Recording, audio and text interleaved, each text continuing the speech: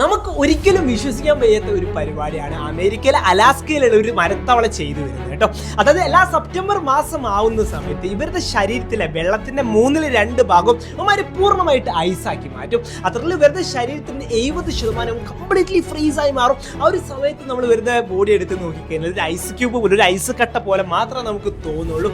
ഇവൻ ആ ഒരു സമയത്ത് വരുന്ന കാലം നമുക്ക് തൊട്ട് കഴിഞ്ഞാൽ അവർക്ക് പൊട്ടിക്കാൻ പോലും സാധിക്കും. അത്രമാത്രം ഫ്രീസായി ഐസ് ക്യൂബ് പോലെ ആയിട്ടുണ്ടായിരിക്കും. ഈ ഒരു സമയത്ത് ഇവരുടെ ശരീരത്തിൽ നടക്കുന്ന പ്രവർത്തനം എന്ന് പറഞ്ഞാൽ ഭയങ്കര ഷോക്കി ആയിട്ടുള്ള കാര്യങ്ങളാണ്. ഇവരുടെ ഹൃദയത്തിന്റെ പ്രവർത്തനം പൂർണ്ണമായിട്ട് സ്റ്റോപ്പ് ചെയ്യും. ഇവരുടെ ശരീരത്തിലെ രക്തോട്ടം പൂർണ്ണമായിട്ട് അതോടുകൂടി നിൽക്കും. മാത്രമല്ല ഇവരുടെ തലച്ചോറ് കംപ്ലീറ്റ്ലി ഒരു മരയിപ്പിക്കും, മൊത്തമായിട്ട് ഫ്രീസ് ആക്കുകയും ചെയ്യും. ഇതോടൊപ്പം ഇവരുടെ ശരീരത്തിലുള്ള കോശങ്ങളിലോട്ടൊക്കെ ഭയങ്കരത്തിലെ ഗ്ലൂക്കോസും കാര്യങ്ങളൊക്കെ ഭയങ്കരത്തിലെ പമ്പ് ചെയ്യും കേട്ടോ. അതിൽ കോശങ്ങളിലെല്ലാം തന്നെ നല്ലതുപോലെ ഗ്ലൂക്കോസും കാര്യങ്ങളൊക്കെ ഫില്ല് ചെയ്ത് വെക്കും. ഇങ്ങനെയാണ് അവർ കോശങ്ങളെ ഇവരുടെ ശരീരത്തിലുള്ള സെൽസിനെ സംരക്ഷിച്ച് വെക്കുന്നത്. എന്നാൽ ആ ഒരു സെൽസ് തമ്മിലുള്ള ഒരു കണക്ഷൻ, ആ ഒരു ബന്ധം ഒരിക്കലും ഉണ്ടായിരിക്കില്ല. കാരണം ആ ഒരു സെല്ലുകളുടെ ഇടയിലുള്ള വെള്ളം കംപ്ലീറ്റ്ലി ഫ്രീസ് ആയി പോയിട്ടുണ്ടായിരിക്കും. ഇതിൽ 7 മാസം വരെ അവർ ഭീകരമായിട്ടുള്ള ഏകദേശം -17 ഡിഗ്രി സെൽഷ്യസ് വരെയുള്ള അത്രമാത്രം താപനില അവർക്ക് സർവൈവ് ചെയ്യാൻ സാധിക്കുന്ന പറയുന്നത്.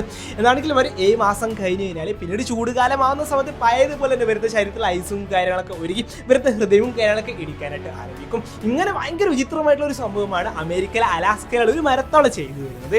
നമ്മുടെ ഫേവറേറ്റ് ആയിട്ടുള്ള ഐസ്ക്രീം കോൺ ഉണ്ടല്ലോ, ഇത് ആക്ച്വലി ഒരു കയ്യബദ്ധം കൊണ്ട് ഉണ്ടായതാണ്. അതൊരു അബദ്ധം കൊണ്ട് ഉണ്ടായതാണ് നമ്മുടെ സ്വന്തം ഐസ്ക്രീം കോൺ. ഈ ഐസ്ക്രീം കോൺ ഏറ്റവും വലിയ പ്രത്യേകത എന്താണെന്ന് പറയേണ്ട ആവശ്യമില്ലല്ലേ.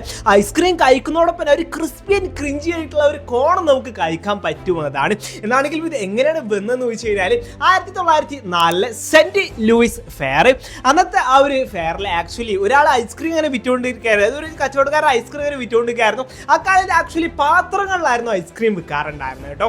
അത്തരത്തിൽ ഒരുപാട് പേര് അദ്ദേഹത്തിന്റെ അടുത്തോട്ട് ഐസ്ക്രീം വാങ്ങാനായിട്ട് ഒരേ സമയത്ത് വന്നത് കാരണം അദ്ദേഹത്തിന്റെ കയ്യിലുള്ള പാത്രങ്ങളെല്ലാം തന്നെ കഴിഞ്ഞു പോവാണ്. അപ്പം അദ്ദേഹത്തിന്റെ മൈൻഡിൽ പെട്ടെന്ന് തോന്നിയ ഒരു ഐഡിയ ആണ് അത്. പെട്ടെന്ന് അദ്ദേഹത്തിന്റെ മൈൻഡിലോട്ട് സ്ട്രൈക്ക് ചെയ്തൊരു സംഭവമാണ്. തൊട്ടടുത്ത് ഒരു ബേക്കറി കട ഉണ്ട്. അവിടെ അദ്ദേഹം പോയിട്ട് ഒരു വാഫിൾ ഷീറ്റ് കൊണ്ടുവരുന്നു. എന്നിട്ട് ജസ്റ്റ് ഒരു തട്ടിക്കൂട്ട് സംഭവമായിട്ട് ഇന്നത്തെ കോണിന്റെ രൂപത്തിൽ ആ ഒരു വാഫിൾ ഷീറ്റ് മടക്കിയിട്ട് അതിൽ ഐസ്ക്രീം നടച്ചിട്ട് ആൾക്കാർക്കൊക്കെ കൊടുക്കുകയാണ്. ആ ഒരു ഐസ്ക്രീം ആൾക്കാർക്ക് ഭയങ്കര ഇഷ്ടപ്പെട്ടു എന്ന് പറഞ്ഞാൽ വാങ്ങിയവരനെ വീണ്ടും വീണ്ടും വാങ്ങാണ്.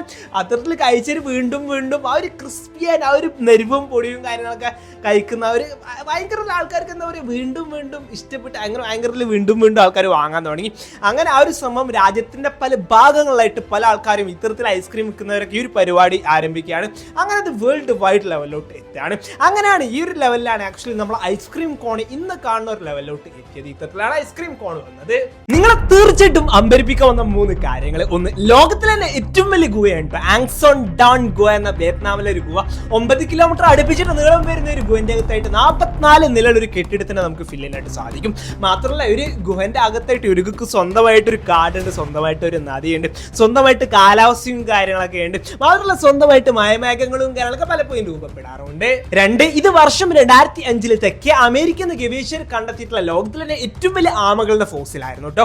ഏകദേശം 10 മില്യൺ വർഷങ്ങൾക്ക് മുമ്പായിരുന്നു ഒരു ആമകൾ നമ്മളെ ഭൂമിയിൽ ജീവിച്ചിട്ടുണ്ടാകുന്നത്. ഇവരുടെ ഏകദേശം വലിപ്പം നമ്മൾ പറയുകയാണെങ്കിൽ ഇന്നത്തെ നമ്മളെ നാനോ കാറിന്റെ അത്രമാത്രം സൈസ് ഇവർക്ക് വരുമായിരുന്നു. എന്നാൽ ഭാരം എന്ന് പറഞ്ഞാൽ 1000 കിലോഗ്രാമിലധികം ഭാരം. അത് ഒരു ആമന്റെ ഭാരം അത് ആലോചിച്ച് നോക്കിയാൽ അത്രമാത്രം അത്.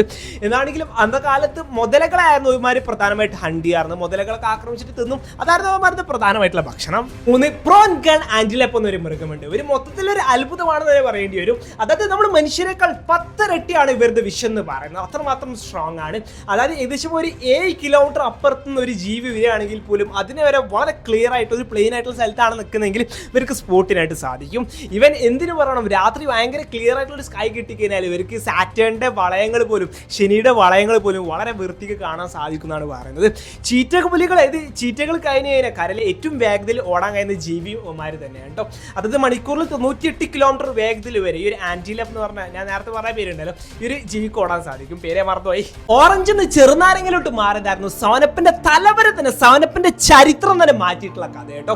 1929 സവനപ്പ് കണ്ടെന്നത്. അതായത് 105 വർഷത്തിലധികം പഴക്കമുള്ള കമ്പനിയാണ് സവനപ്പ്. ചാൾസ് ഡിഗർ ഗ്രിഗ് എന്ന മനുഷ്യനാണ് ഹൗഡി കോർപ്പറേഷനിൽ വെച്ചിട്ട് ആദ്യമായിട്ട് കണ്ടത്. ഉണ്ടായിരുന്നത്. അക്കാലത്ത് ഓറഞ്ച് ഫ്ലേവേർഡ് ആയിട്ടുള്ള, അത് തുടക്കകാലങ്ങളിൽ സാനപ്പ് എന്ന കമ്പനി ഓറഞ്ച് ഫ്ലേവേർഡ് ആയിട്ടുള്ള ഡ്രിങ്ക്സിലായിരുന്നു സ്പെഷ്യലൈസ് ചെയ്തിട്ടുണ്ടായിരുന്നത്. അതിൽ ഓറഞ്ച് ഫ്ലേവേർഡ് ആയിട്ടുള്ള ഡ്രിങ്ക്സ് മാത്രമായിരുന്നു അവർ ഇറക്കാറുണ്ടായിരുന്നത്. എന്നാൽ അക്കാലത്തുള്ള ഏറ്റവും വലിയ പ്രശ്നം, മാർക്കറ്റിലെ പല കമ്പനികളും പല വെറൈറ്റി ആയിട്ടുള്ള ഓറഞ്ച് ഫ്ലേവേർഡ് ആയിട്ടുള്ള ഡ്രിങ്ക്സും കാര്യങ്ങളും, അതായത് പലതരത്തിലുള്ള ഓറഞ്ച് ഫ്ലേവേർഡ് ആയിട്ടുള്ള ഡ്രിങ്ക്സും കാര്യങ്ങളൊക്കെ അവർ ഇറക്കാറുണ്ടായിരുന്നു.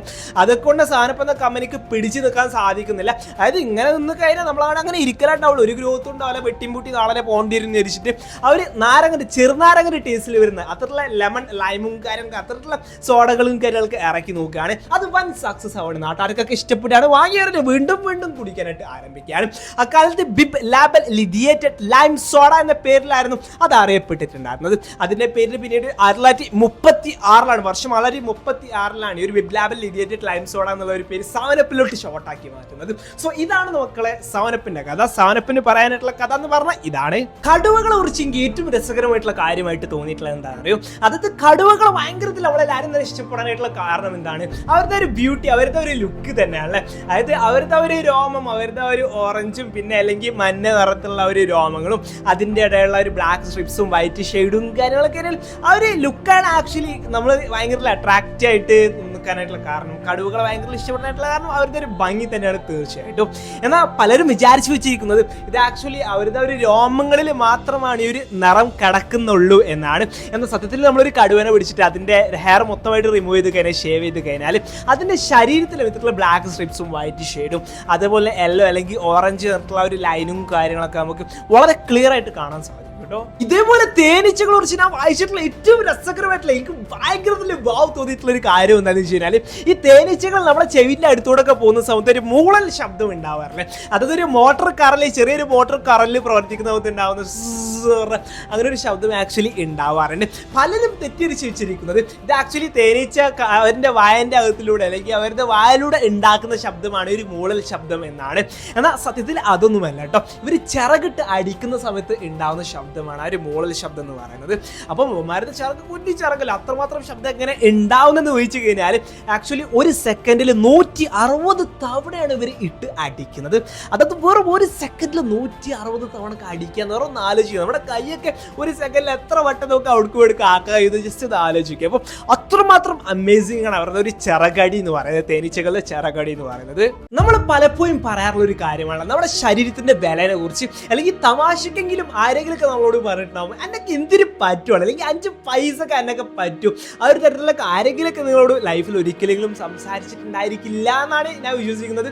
എന്നാണെങ്കിലും നമ്മളത് വളരെ സീരിയസ് ആയിട്ട് നോക്കിക്കഴിഞ്ഞാൽ, നമ്മുടെ ശരീരത്തിന്റെ ബലനെ കുറിച്ച് നമ്മൾ വളരെ സീരിയസ് ആയിട്ട് നോക്കിക്കഴിഞ്ഞാൽ നമുക്ക് മനസ്സിലാക്കാൻ സാധിക്കും നമ്മുടെ ശരീരത്തിലെ എല്ലാ സാധനങ്ങളും, നമ്മുടെ കണ്ണ്, പല്ല്, മൂക്ക്, അങ്ങനെ എല്ലാ അവയവങ്ങളും, നമ്മുടെ കിഡ്നി, നമ്മുടെ ലിവർ, ഹാർട്ട്, അങ്ങനെ എല്ലാ സാധനങ്ങളും പുറത്തേക്ക്, നമ്മുടെ തൊലി, അങ്ങനെ എല്ലാത്തിൻ്റെയും വില നമ്മൾ കണക്കാക്കി കഴിഞ്ഞാൽ നമ്മുടെ ഒരു മനുഷ്യന്റെ ശരീരത്തിന് ഇടാൻ കഴിയുന്ന മാക്സിമം വില എന്ന് പറയുന്നത്, അതായത് ഒരു മനുഷ്യന്റെ ശരീരത്തിന് നമുക്ക് ഇടാൻ കഴിയുന്ന മാക്സിമം വില എന്ന് പറയുന്നത് $45 മില്യൺ ആണ്.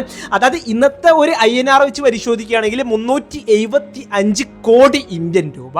അപ്പം ഇനി ആരെങ്കിലും 5 പൈസക്കാരനൊക്കെ പറ്റുമോ എന്ന് ചോദിച്ചു കഴിഞ്ഞാൽ പറഞ്ഞേക്കാം 375 കോടി രൂപേന്റെ സാധനമാണ് കിടക്കുന്നത്. അല്ലെങ്കിൽ ഞാനൊരു കോടീശ്വരനാണ്, ചുരുക്കത്തിൽ നമ്മളെല്ലാവരും തന്നെ കോടീശ്വരന്മാരാണ്. ഒരു മനുഷ്യന് തന്റെ ജീവിതത്തിൽ അനുഭവിക്കാൻ കഴിയുന്ന ഏറ്റവും വലിയ വേദന, അതായത് ഈ ഒരു വേദനയേക്കാൾ അടുത്തൊരു വേദന നമുക്ക് അനുഭവിക്കാൻ സാധിക്കില്ല. ആ ഒരു പീക്ക് ലെവല് വേദന അത് എന്താണെന്ന് ചോദിച്ചു കഴിഞ്ഞാൽ ആക്ച്വലി ഇക്കാലം വരെ അല്ലെങ്കിൽ ഇന്നും നമ്മളിൽ പല ആൾക്കാരും വിചാരിച്ചു വെച്ചിരിക്കുന്നത് പ്രസവവേദന ആണ് എന്നൊക്കെയാണ്.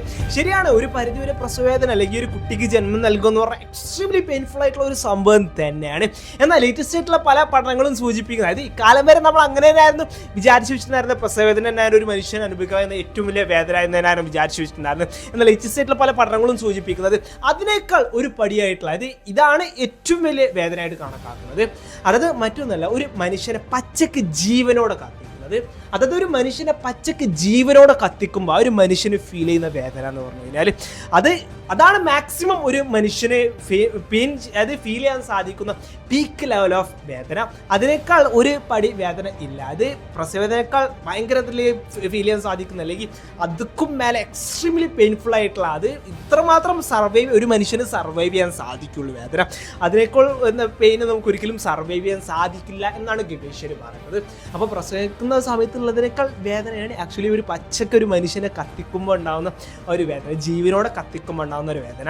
മനുഷ്യൻ കാണുന്നതും മറ്റ് ജീവികൾ കാണുന്നതും പാർട്ട് 1. ഇതെന്ത് സംബന്ധം മനസ്സിലായോ? പുല്ലുകൾക്കിടയിൽ ഒളിച്ചിരിക്കുന്ന ഒരു എലിക്കുട്ടിയാണ്. അവരെ നമ്മൾ കാണുന്ന കാഴ്ച എന്ന് പറഞ്ഞാൽ ഇങ്ങനെയാണെങ്കിൽ ആക്ച്വലി പാമ്പുകൾ അവരുടെ കണ്ണുകൊണ്ട് കാണുന്ന കാഴ്ച എന്ന് പറഞ്ഞാൽ ഇങ്ങനെയാണ്. അവർക്ക് ആക്ച്വലി ഇത് യഥാർത്ഥത്തിലുള്ള സംഭവം തന്നെ കാഴ്ച തന്നെ ഉണ്ട്. അതായത് ഇന്നത്തെ മോഡേൺ ടെക്നോളജി ഉപയോഗിച്ചിട്ട് നമുക്ക് മറ്റ് ജീവികൾ അവരുടെ കണ്ണുകൊണ്ട് എങ്ങനെയാണ് കാണുന്നത് വളരെ വ്യക്തമായിട്ട് തന്നെ മനസ്സിലാക്കി എടുക്കാൻ സാധിച്ചിട്ടുണ്ട്.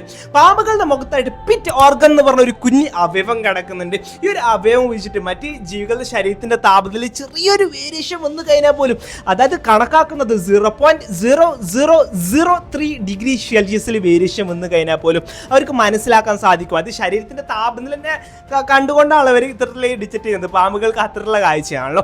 അതായത് എലികൾ ഇത്തരത്തിലുള്ള മീച്ചറുകൾ അതിലൂടെ പോവുകയാണെങ്കിൽ പോലും അവരുടെ ഹൃദയമെടുപ്പ് പോലും ആക്ച്വലി പാമ്പുകൾക്ക് മനസ്സിലാക്കാൻ സാധിക്കും, അല്ലെങ്കിൽ അവർക്ക് കാണാനായിട്ട് സാധിക്കുന്നുണ്ട്. എന്താണെങ്കിൽ ഇവർ ചിത്രം കമ്പയർ ചെയ്ത് നമുക്ക് മനസ്സിലാക്കാൻ സാധിക്കും. ഇവർക്ക് ഏറ്റവും നല്ല ഇരകളെ പിടിക്കാനായിട്ട് ഏറ്റവും നല്ല കാഴ്ച എന്ന് പറയുന്നത് ഇവരുടെ ഈ ഒരു കാഴ്ച തന്നെയാണല്ലേ. പശുവിന്റെ കാഴ്ച എന്ന് പറഞ്ഞാൽ കൃത്യമായിട്ട് ഇങ്ങനെയാണ് കേട്ടോ. അതായത് ഏകദേശം ഒരു ചുവപ്പും അതേപോലെ ഓറഞ്ചും മിക്സ് ആയിട്ടുള്ള ഒരു നിറത്തിലാണ് ആക്ച്വലി പശുക്കൾ കാണുന്നത്. ഇത്തരത്തിലുള്ള ഒരു കാഴ്ച അവർക്ക് കാണാനായിട്ട് സാധിക്കും. എന്നാൽ കുതിരകളുടെ കാഴ്ച എന്ന് പറഞ്ഞാൽ തീർത്തും നമ്മൾ മനുഷ്യന്മാരെ തീർത്തും വ്യത്യസ്തമാണെന്ന് മാത്രമല്ല, അവർക്ക് നിങ്ങൾക്ക് ഈ ഒരു ഫോട്ടോ ശ്രദ്ധിച്ചതിന് മനസ്സിലാവും, നടുഭാഗത്തായിട്ട് ചെറിയൊരു ലൈന് കാണാൻ പറ്റുന്നില്ല. അത് ആക്ച്വലി അവർക്ക് കാണാൻ പറ്റാത്ത ഭാഗമാണ്. അത് സെൻട്രൽ ഭാഗത്ത് ചെറിയൊരു പോർഷനിൽ അവർക്ക് കാഴ്ച കാണാനായിട്ട്, അത് ആ ഒരു ഭാഗത്ത് അവർക്ക് കാണാനായിട്ട് സാധിക്കില്ല. മിഡിൽ പോർഷനിൽ അവർക്ക് കാഴ്ചകൾ കാണാന്ന് പറഞ്ഞാൽ അസാധ്യമാണ്. നടുഭാഗത്ത് ചെറിയൊരു പോർഷനിൽ അവർക്ക് കാണാൻ പറ്റാത്ത ഭാഗമാണത്.